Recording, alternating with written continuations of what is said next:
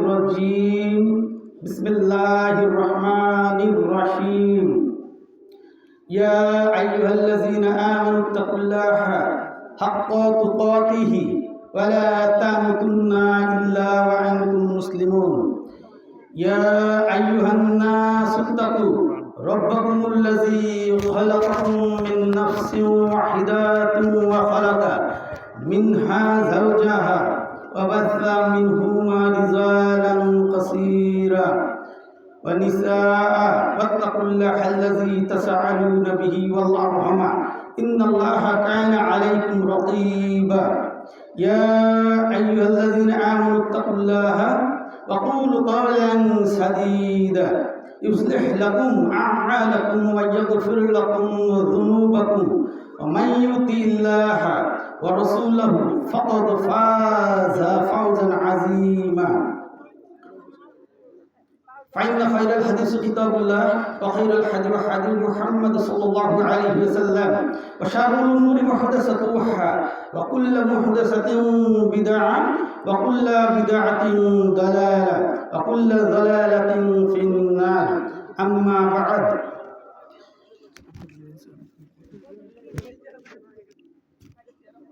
فأعوذ بالله من الشيطان الرجيم بسم الله الرحمن الرحيم خسر الدنيا والآخرة وذلك هو الخسران المبين উপস্থিত প্রিয় আমার দিনী ভাইয়েরা এবং পর্দার আড়ালে আমার মা এবং বোনেরা, আমরা আজকে এই শৈত্যপ্রবাহের শীতকে ঠান্ডাকে উপেক্ষা করে যারা আজকে এত সুন্দর একটি দিনী মজলিসে আসতে পেরেছি, আমরা অবশ্যই ধন্য, তাই না? আমাদেরকে যিনি এই মজলিসে আসার জন্য তৌফিক দান করলেন, যিনি আমাদেরকে আমাদের জীবনে বারাকা দান করে আমাদেরকে এই বরকতময় একটি দিনী আলোচনা সভায় এসে কিছু কথা বলার এবং শোনার তৌফিক দান করলেন, সেই মহান আল্লাহ তাআলার প্রতি আমরা সকলে শুকরিয়া আদায় করে বলি আলহামদুলিল্লাহ। সেই সাথে অসংখ্য দরুদ ও সালাম বর্ষিত হোক আমাদের প্রাণপ্রিয় রাসূলুল্লাহ সাল্লাল্লাহু আলাইহি ওয়াসাল্লামের প্রতি, যার আগমনে এই পৃথিবীর মানুষ কিয়ামত পর্যন্ত আমার যে রসুলের আদর্শকে ধারণ করে বহন করে চলতে পারলে কিয়ামত পর্যন্ত পৃথিবীর সমগ্র মানুষ আলোকিত হয়ে থাকবে, সেই প্রাণপ্রিয় রাসূলুল্লাহ সাল্লাল্লাহু আলাইহি ওয়াসাল্লামের প্রতি আমরা সংক্ষিপ্ত দরুদ পেশ করে বলি সাল্লাল্লাহু আলাইহি ওয়াসাল্লাম। রব্বি ইশরাহ লি সাদরি ওয়া ইয়াসসির লি আমরি ওয়াহলুল উকদাতাম মিন লিসানি ইয়াফকাহু কওলি। প্রিয় দিনী ভাইয়েরা, আমরা এই পৃথিবীতে এসেছি, আল্লাহ তাআলা আমাদেরকে এই পৃথিবীতে পাঠিয়েছেন একটা বিশেষ উদ্দেশ্য নিয়ে। তো আমরা এই পৃথিবীতে যে এসেছি, আমরা এই পৃথিবীতে এসে কি করছি? আমাদেরকে এই যে প্রতিটা সেকেন্ড, প্রতিটা সময়, প্রতিটা মুহূর্ত, প্রতিটা দিন, প্রতিটা যে বছর আমরা পার করছি, কিভাবে পার করছি, আমি নিজে কি করছি এবং আমি মানুষকে কি দিচ্ছি, আমার পরিবারকে কি দিচ্ছি, আমি আমার সন্তান সন্ততি, আত্মীয় স্বজন, বন্ধু বান্ধব, পাড়া প্রতিবেশীকে আমি কি দিচ্ছি, আমার দ্বারা কে কষ্ট পাচ্ছে, কে ভালো থাকছে আমার মাধ্যমে, আমরা কি নিজের একবার চিন্তা করি? আমরা জানি আল্লাহ তাআলা এই পৃথিবীতে আমাদেরকে পাঠিয়েছেন কেবলমাত্র শুধুমাত্র একমাত্র সেই মহান আল্লাহ তাআলার ইবাদত করার জন্য। আল্লাহ তাআলা বলছেন, আল্লাহ তাআলা সূরা আনকাবুত 35 নম্বর আয়াতে আল্লাহ তাআলা বলছেন, ইন্নাস সালাতা তানহা আনিল ফাহশাই ওয়াল মুনকার। নিশ্চয়ই সালাত সকল প্রকার মন্দ কাজ থেকে মানুষকে বিরত রাখে। ওয়ালা যিকরুল্লাহি আকবার, এবং এই সালাত হলো সর্বোত্তম জিকির। এখন এই পৃথিবীতে যে আমরা আসলাম আল্লাহ তাআলার ইবাদত করার জন্য, এখন এই আয়াতে আল্লাহ তাআলা বললেন যে সালাত সর্বপ্রকার মন্দ কাজ থেকে মানুষকে বিরত রাখে। এখন দেখেন তো যে আমি 5 ওয়াক্ত সালাত আদায় করার পরেও কি আমি মন্দ কাজ করছি কি করছি না? দেখেন তো 5 ওয়াক্ত সালাত মসজিদে আদায় করার পরেও কিছু মানুষ আছে, সবাই না, কিছু মানুষ আছে যারা মন্দ কাজে লিপ্ত থাকেন, তো আমি এখানে একটি আয়াত তিলাওয়াত করেছি যে খসিরাত দুনিয়া ওয়াল আখিরাতা ওয়া যালিকা হুয়াল খুসরানুল মুবিন। এটা সূরা হাজর 11 নম্বর আয়াত। তো আল্লাহ তাআলা এখানে বলছেন যে তারা দুনিয়া এবং আখিরাতে উভয় জায়গাতেই ক্ষতিগ্রস্ত, দুনিয়া এবং আখিরাত উভয় জায়গাতেই ক্ষতিগ্রস্ত।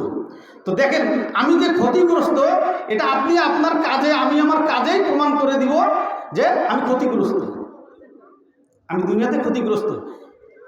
আচ্ছা, আমাদের এই যে আপনাদের এই অঞ্চলে অনেকে দিন আনে দিন খায় এরকম আছেন না?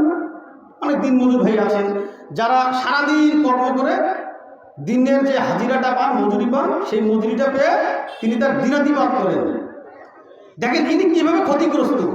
আমরা বলি যে তার টাকাটা হালাল, তিনি হালাল ইনকাম খান, কথা ঠিক আছে, তিনি হালাল ইনকাম খান। এখন তিনি কীভাবে ক্ষতিগ্রস্ত দেখেন, যে তাকে যদি বলা হয় যে ভাই আপনি তো হালাল ইনকাম করছেন, আপনি একটু কষ্ট করে সালাতটা আদায় করেন।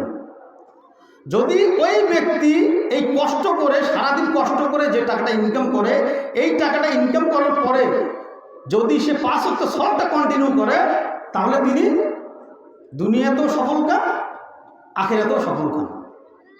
আর যদি তিনি, আমরা হয়তো মনে করি যে তিনি হালাল খান, তিনি জান্নাতের সার্টিফিকেট আমরা কেউই দিতে পারবো না, এটা আমাদেরকে আমরা কি দিতে পারবো না। তো আমরা কি করি, এই দুনিয়ায় এসে ফিতনা ফেসাদে লিপ্ত হয়ে থাকি, আমরা দুনিয়ার হারামের সাথে জড়িত থাকি, আমরা মসজিদ মুখী হই না, আমরা সালাতের ধার ধারি না।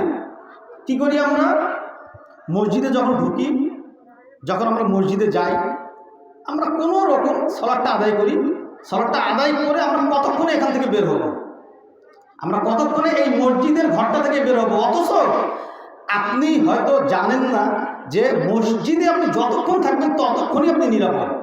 সুবহানাল্লাহ, যতক্ষণ আমি মসজিদে থাকবো ততক্ষণই আমি নিরাপদ। আপনি মসজিদে বসেন, সালাত আদায় করেন, দেখা যায় প্রায় সময় যখন জুমার সালাত আদায় হয়, বিভিন্ন মসজিদে যখন যাই, জুমার আলোচনা শেষে দেখা যায় যখন সালাতটা শেষ হয়ে যায়, যেই 2 রাকাত সালাত শেষ হয়ে গেল, সালাম ফেরানোর সাথে সাথেই কিছু মুসল্লি বের হয়ে চলে যায়। মানে তাদের এত কাজ তাদের পড়ে থাকে যে মসজিদে বসার সময়টা তাদের থাকে না। অথচ দেখেন এই যে খসিরাত দুনিয়া ওয়াল আখিরাতা ওয়া যালিকা হুয়াল খুসরানুল মুবিন, কীভাবে দেখেন। অথচ সে মসজিদ থেকে বের হয়ে একটা টি স্টলে যাচ্ছে, চা খাচ্ছে, একটা চা নিচ্ছে, চা মিষ্টি লাগে, একটু চিনি বেশি দেন, এবং এই যে চাটা যে খাচ্ছে, চাটা যে পান করছে আর গীবত করছে, চাটাও যেমন মিষ্টি লাগে, গীবতটাও ঠিক ওই ধরনেরই মিষ্টি লাগে। আপনি দেখেন তো আমার কথার সাথে আপনি একমত হন কিনা। যখন চাটা একটা চুমুক দেওয়া হয়, অমুকের ছেলে কি করল, অমুকের মেয়েটা কি করল, অমুক কেন চাকরিটা পেল, ওই ছেলেটা কেমন করে চাকরি পেল, ওর তো টাকা নেই, এবং ও কিভাবে এই চাকরিটা পেল, ওর মেয়েটা কেন এত বড় চাকরি পেল, কেন এত ভালো জায়গায় বিয়ে হলো, ও কেন 8তলা 10তলা বিল্ডিং করলো, কিভাবে রাতারাতি এত টাকা পেল। হোক না তার অবৈধ টাকার জবাব সে দিবে। আমি যখন বলবো গীবত হয়ে যাচ্ছে, আমি যখন মিথ্যা বলবো অপবাদ হয়ে যাচ্ছে, সত্য বললে গীবত এত বড় পাপ, এই গীবত এত বড় পাপ, এটাকে বোঝার জন্য, এই পাপটা যে এত বড় এটাকে বোঝানোর জন্য রাসূলুল্লাহ সাল্লাল্লাহু আলাইহি ওয়াসাল্লাম বলছেন ওয়াল গীবাতু আশাদ্দু মিনাজ জিনা, যে গীবত এত জিনার চেয়েও বড় পাপ, মানে গীবতটা এত বড় পাপ যে এটার জন্য জিনাকে আনতে হয়েছে। অনেকে আবার এই হাদিসের ভুল ব্যাখ্যা করে জিনার দিকে ধাবিত হয়।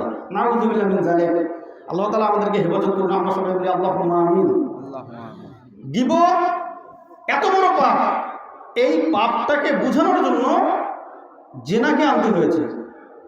আমরা বলি না সমাজে যে একজন ব্যক্তি খুব খারাপ, অমুক ব্যক্তি খুব খারাপ। এখন যে ব্যক্তিটা ওই ব্যক্তিটার খারাপ সম্বন্ধে জানে না, তখন তাকে বলা হয়, আরে ওই অমুককে চেনেন না, ওই খারাপ ব্যক্তিটা তার চেয়েও খারাপ, বলি না আমরা অনেক সময়। তার মানে একজন খারাপ মানুষকে বোঝানোর জন্য আরেকজন খারাপ মানুষকে আনতে হয়। তাহলে আমরা কি করি, যে অমুক ব্যক্তিটা অমুক ব্যক্তির চেয়েও খারাপ, তার মানে দুজন ব্যক্তিই খারাপ। সেরকম জেনা তো খারাপ, একে জেনা খারাপ, তার চেয়েও বেশি খারাপ হলো গীবত। তাহলে আমরা এই গীবত কি করা যাবে? গীবত আবার বান্দার হক, গীবত বান্দার হক। আর যে বান্দার হক মেরে খাবে সে কখনো জান্নাতে যাবে না। যে বান্দার হক মেরে খাবে, তিনি যদি 5 ওয়াক্ত সালাত মসজিদে বসে সারা দিন কাটান এবং জামাতের সহিত 5 ওয়াক্ত সালাত আদায় করেন, তারপরে তিনি জান্নাতে যাবেন না, ওই বান্দার হক না দেওয়া পর্যন্ত। এখন আমরা সারাদিনে কত গীবত করি। মানুষ সামাদা না যা, যে চুপ থাকলো সে নাজাত পেল। আমরা যদি এই রাসূলুল্লাহ সাল্লাল্লাহু আলাইহি ওয়াসাল্লামের একটা হাদিস আমরা জানি না, যে তার মুখের এবং লজ্জাস্থানের হেফাজত করলো, অর্থাৎ 2 ঠোঁটের মাঝখানে যা আছে এবং 2 রানের মাঝখানে যা আছে, এই 2টা জিনিসের হেফাজতের গ্যারান্টি যে দিতে পারবে, আমি তাকে জান্নাতের গ্যারান্টি দিয়ে দিলাম। সুবহানাল্লাহ। দেখেন তো কথার মিল আছে কিনা। এই মুখ দিয়ে হয় গীবত, 2 রানের মাঝখান দিয়ে সেটা হলো জিনা। ওই হাদিসের সাথে মিল আছে কিনা দেখেন। একটা হাদিসের সাথে আরেকটা হাদিসের কত সম্পূরক এবং কত গভীর রিলেশন দেখেন। তো আমরা এই যে গীবত করি, অহরহ গীবত করি, অপবাদ দিয়ে মানুষকে, এই অপবাদ দিয়ে কি করি, আমরা তাকে সমাজ থেকে বিচ্যুত করে দিই, সমাজ থেকে এমনভাবে দূরে ঠেলে দেই যে সেই ব্যক্তিটি আর মাথা তুলে দাঁড়াতে পারে না, মাথা তুলে দাঁড়াতে পারে না। তো যাই হোক, আমরা এই গীবত করতে গিয়ে আমরা নিজেকে অনেক খারাপ কাজে লিপ্ত করে ফেলি। তো আমাদেরকে এই গীবত করা যাবে না। যদি আমি 5 ওয়াক্ত সালাত মনোযোগ দিয়ে আদায় করতে পারতাম, আল্লাহ তাআলাকে খুশি করে, যেভাবে রাসূলুল্লাহ সাল্লাল্লাহু আলাইহি ওয়াসাল্লাম বলেছেন, যদি সেভাবে আমি সালাত আদায় করতে পারতাম, তাহলে আমার কাছ থেকে এই জিনিসগুলো আসতো না, গীবত আসতো না, জিনা আসতো না, আমি হারাম খেতাম না। হারাম যে ইনকাম, এটা আমার দ্বারা হতো না। হারাম ইনকাম করে অনেকে দিন যাপন করে না, সুদ খায়, ঘুষ খায়, অবৈধভাবে ইনকাম করে, ইয়াবা, পেনশন, গাঁজা, মদ, এগুলোর ব্যবসা করে না, করে অট্টালিকা করে বাড়ি, বিল্ডিং, গাড়ি। তো আমরা এই যে হারাম থেকে দূরে থাকতে হবে। রাসূলুল্লাহ সাল্লাল্লাহু আলাইহি ওয়াসাল্লাম বলেছেন, লা ইয়াদখুলুল জান্নাতা জাসাদুন গুজিয়া বিল হারাম। যে শরীরটা হারাম দিয়ে তৈরি, যে শরীরের রক্ত, মাংস, গোশত, হাড়, হাড্ডি, যে শরীরটা এই হারাম দিয়ে তৈরি, সেই শরীর কখনো জান্নাতে যাবে না।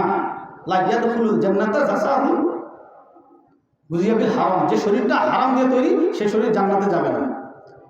আমরা তো হারামের মধ্যেই বেশিরভাগ সময় লিপ্ত থাকি। সুদ, আমি যদি একটু বেকায়দায় পড়ে যাই, আমি বিভিন্ন এনজিওর কাছে চলে যাই।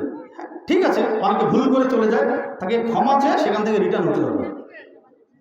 আর ভুল করে গিয়েছি, আজকে থেকে সুদ ছেড়ে দিতে হবে, সুদের টাকা নেব না, সুদের টাকা নিয়ে ব্যবসা করবো না, অবৈধভাবে ইনকাম করবো না,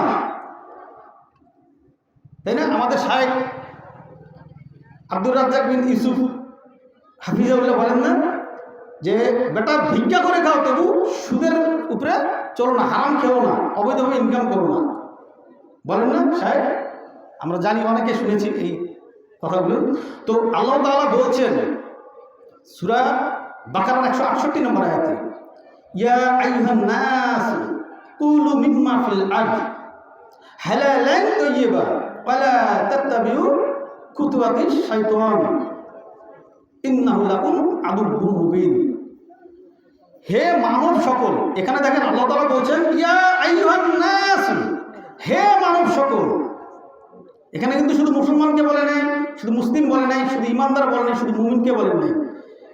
ইয়া আইয়ুহান নাস, হে মানব সকল, কুলু মিম্মা ফিল আরদ, খাও এই পৃথিবীতে হালালান তাইয়্যিবা, যা কিছু এই পৃথিবীতে যা কিছু সৃষ্টি করেছি, হালালান তাইয়্যিবা। এখন দেখেন তো, হালাল এবং তৈয়ব, মানে হালালও হতে হবে, পবিত্রও হতে হবে। এখন দেখেন হালাল জিনিস কিভাবে হারাম হয়, হালাল জিনিসটা কিভাবে হারাম হবে। যা এখানে কেন আল্লাহ তাআলা এই আয়াতটি বললেন যে হালালান তাইয়্যিবা, হালাল হতে হবে, তৈয়ব মানে পবিত্রও হতে হবে। একজনের গাছের একটি পেয়ারা খুব সুন্দর লাগছে দেখতে, পেয়ারা পেকেছে, আমি রাস্তার পাশ দিয়ে হেঁটে যাচ্ছি, পেয়ারাটা দেখলাম, দেখে কি করলাম, ওই পেয়ারাটা পেরে খেলাম, বা একটা আম বা একটা ভালো ফল আমি পেরে খেলাম। আমি ওই যে ওই গাছের মালিক তাকে আমি বললাম না।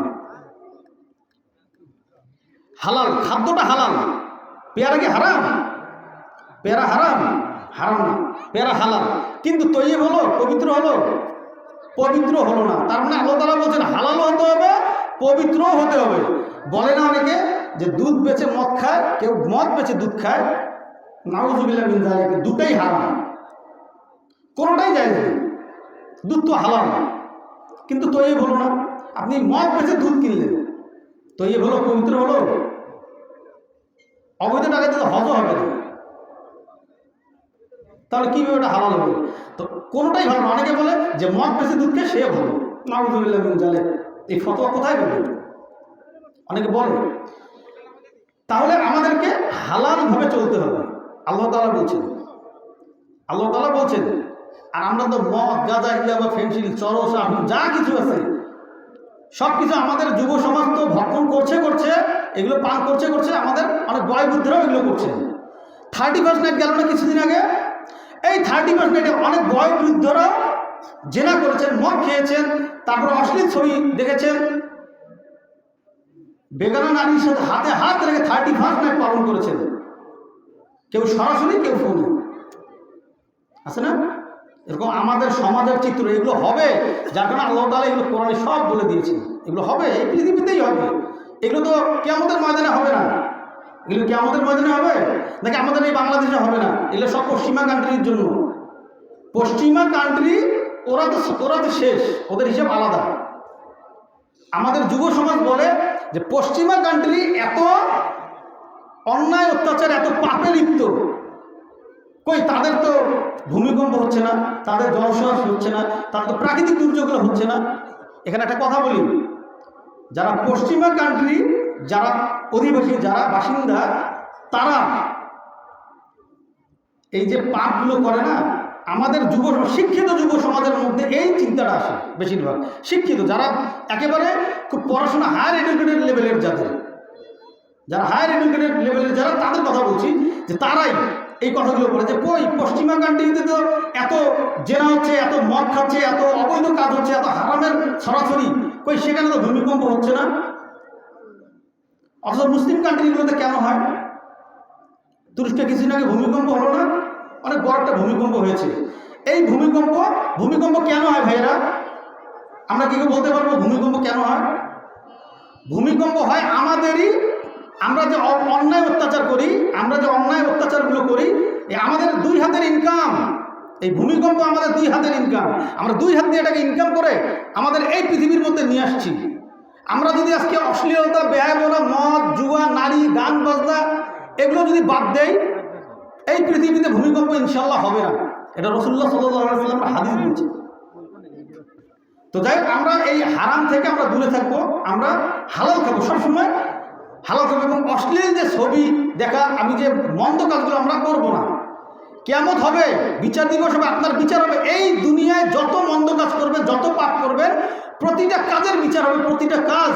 এই যে সিসি ক্যামেরা, এই যে ক্যামেরা আছে, মোবাইলে ভিডিও হচ্ছে, ক্যামেরায় ভিডিও হচ্ছে, এভাবে যেমন ভিডিও হচ্ছে, এরকম একটা মেমোরি কার্ডে চিপসের মতো করে আল্লাহ তাআলা যেমন আমাদের এখানে ছোট্ট একটা মেমোরি কার্ডে এত বড় ঘটনাগুলো কি হয়, আজকের এই দৃশ্যটা আল্লাহ তাআলা কিয়ামতের দিন দেখিয়ে দিবেন।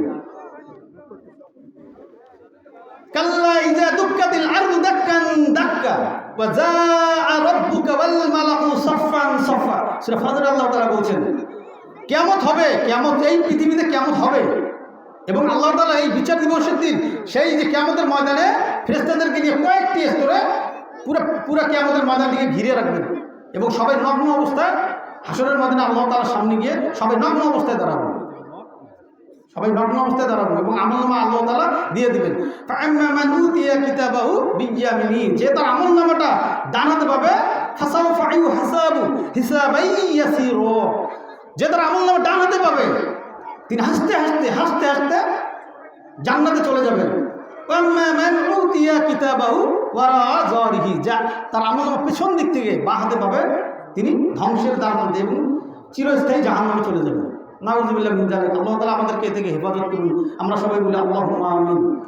তো আমরা এই দুনিয়ায় যদি আমরা খুব সাবলীলভাবে চলতে পারি, আমরা যদি আল্লাহ তাআলা যেভাবে আমাদের জন্য বিধান পাঠিয়েছেন এবং রাসূলুল্লাহ সাল্লাল্লাহু আলাইহি ওয়াসাল্লাম যেভাবে বিধান নিয়ে এসেছেন ঠিক সেভাবে যদি আমরা চলতে পারি, তাহলে আমরা কাল কিয়ামতের দিন আল্লাহ তাআলার সামনে ডান হাতে আমরা আমলনামা আমাদের পাবো, আমরা ডান হাতে আমাদের আমলনামা পাবো। এবং আমরা যখন আমলনামা আমরা দেখব, ইয়াউমাইযিন ইয়াশদুরুন নাসু আশতাতাল লিউরাউ আমালাহুম, যে আমরা যখন আমাদের আমলনামা যেদিন কিয়ামত হবে যেদিন, সেদিন আল্লাহ তাআলা আমাদেরকে দলে দলে বিভক্ত করবেন। আমি যার সাদৃশ্য অনুসরণ করব, যাকে ফলো করে চলবো, মেসি, নেইমার, তারপরে শাহরুখ খান, অমিতাভ বচ্চন, যে যাকে অনুসরণ করবো, ওই দিন তার দলে বিভক্ত হয়ে তার সাথে কি হবে? হাসর নাসর হবে। মান তাশাব্বাহা বিকওমিন ফাহুয়া মিনহুম, যে যার সাদৃশ্য অনুসরণ করবে সে তার দলভুক্ত হয়ে যাবে। তো আমরা যখন এই কিয়ামতের দিন, এই ভয়াবহ পরিস্থিতি, এই যে কিয়ামতের যে চিত্র, এগুলোতে এখন বলা হয় না। আগে নানি দাদি, তারপর দাদা দাদির কাছে আমরা কারেন্ট গেলে গল্প শুনতাম, যে এই কিয়ামতের যে ভয়ঙ্কর চিত্রগুলো আমরা শুনতাম এবং আমাদেরকে বলা হতো। কিন্তু এখন কি হচ্ছে? এই কিয়ামতের চিত্রগুলো বলা হয় না এবং এই ভয়ঙ্কর কথাগুলো আমরা শুনি না। কিয়ামত, কবর, আযাব এগুলো সম্বন্ধে আমরা জানিও না, বুঝিও না। এখনকার যুব সমাজ তো একেবারে মেন্টালি কনভার্ট হয়ে গেছে ইহুদি খ্রিস্টানদের কালচারে। এই যে মোবাইলের মধ্যে বুথ করে রেখে দিয়েছে। একটি সিনেমা দেখতে ভালো লাগে, একটি নাটক দেখতে ভালো লাগে, একটু ফ্রি ফায়ার খেলতে ভালো লাগে, তারপরে এই ক্যাসিনো গেম খেলতে ভালো লাগে, কিন্তু সালাত করতে ভালো লাগে না। একটা হাদিস শিখবো তাও ভালো লাগে না, একটু কোরআন শিখবো তাও ভালো লাগে না। অথচ কোরআনকে আল্লাহ তাআলা সহজভাবে নাযিল করে দিয়েছেন। আল্লাহ তাআলা পবিত্র কোরআনে বলছেন, ওয়ালাকাদ ইয়াসসারনাল কুরআনা লিযিকরি ফাহাল মিন মুদ্দাকির, তোমাদের নিশ্চয়ই আমি কোরআনকে সহজরূপে নাযিল করেছি, তোমাদের মধ্যে কি কোনো জ্ঞানী আছো যে এটা নিয়ে গবেষণা করবে? আর আমরা মনে করি কোরআন আরবিতে নাযিল হয়েছে, আমরা এত আরবি পারি না। আমি 70 বছর 80 বছর হয়ে গেছে, আমি আরবি পারি না, পড়তে পারি না। আমার জন্য কত বড় শাস্তি অপেক্ষা করছে এই দুনিয়ায় এবং আখিরাতে।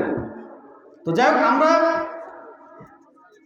এই দুনিয়ায় আল্লাহ তাআলা যেভাবে বলেছেন, যেভাবে রাসূলুল্লাহ সাল্লাল্লাহু আলাইহি ওয়াসাল্লাম আমাদের জন্য বিধান নিয়ে এসেছেন, আমরা সেভাবেই আমাদের জীবনটাকে সুশৃঙ্খলভাবে আমরা এগিয়ে নিয়ে যাওয়ার চেষ্টা করব।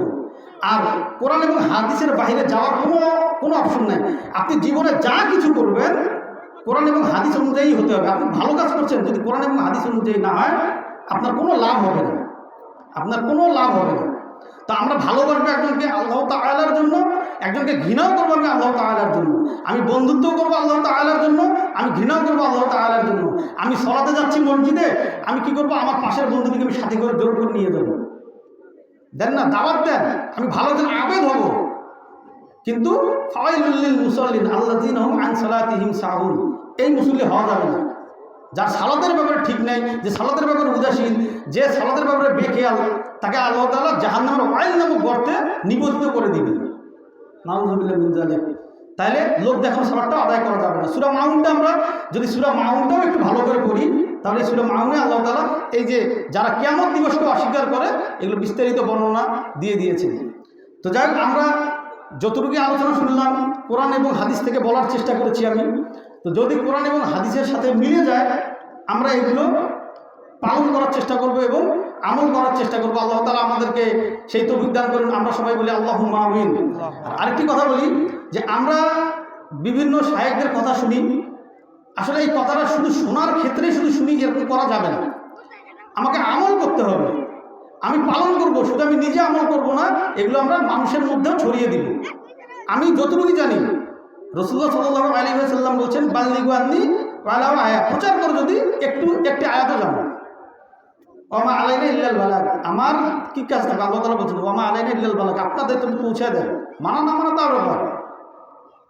আল্লাহ তাআলা বলছেন যে ফাযাক্কির ইন্নামা আনতা মুযাক্কির লাস্তা আলাইহিম বিমুসাইতির। হে রাসূল, আপনি শুধু দাওয়াত দেন, মানা এবং না মানা তার ব্যাপার, মানা এবং না মানা তার ব্যাপার। আর হেদায়েতের মালিক তো আপনি না, আপনি জোর করে পিটিয়ে তাকে হেদায়েতে নিয়ে আসতে পারবেন না। তো আমাদেরকে এই হেদায়েতের বাণীগুলো মানুষকে শোনাতে হবে। আমাদের স্ত্রী, মা, বোন, ভাই, পরিবার পরিজন, সন্তান সন্ততিকে আমাদের এই কোরআন হাদিসের কথা শোনাতে হবে। আমাদেরকে নিজেও আমল করতে হবে, প্রতিদিন ভালো কাজগুলো করতে হবে, ভালো ভালো আমল করতে হবে, কিতাবগুলো পড়তে হবে। তো যাই হোক, আল্লাহ তাআলা আমাদেরকে আমাদের জীবনকে সুশৃঙ্খলভাবে কোরআন এবং হাদিস অনুযায়ী পালন করার এবং আমল করে আমাদের জীবনকে সুশৃঙ্খলভাবে অতিবাহিত করার তৌফিক দান করুন। আমরা সবাই বলি আল্লাহুম্মা আমিন। আসসালামু আলাইকুম ওয়া রাহমাতুল্লাহি ওয়া বারাকাতুহু। আলহামদুলিল্লাহ, সম্মানিত প্রিয় উপস্থিতি, এতক্ষণ যাবৎ আমরা গুরুত্বপূর্ণ আলোচনা শুনলাম। মোহাম্মদ ইরফান বিন হাকিম, শিক্ষক, রংপুর মাদ্রাসাতুল নাফিয়া কমপ্লেক্স, রংপুর। সম্মানিত প্রিয় উপস্থিতি, আজকে আমাদের মাহফিল ইতিমধ্যে উপস্থিত হয়েছেন আজকের মাহফিলের সম্মানিত দ্বিতীয় আলোচক, উত্তরবঙ্গের আলোড়ন সৃষ্টিকারী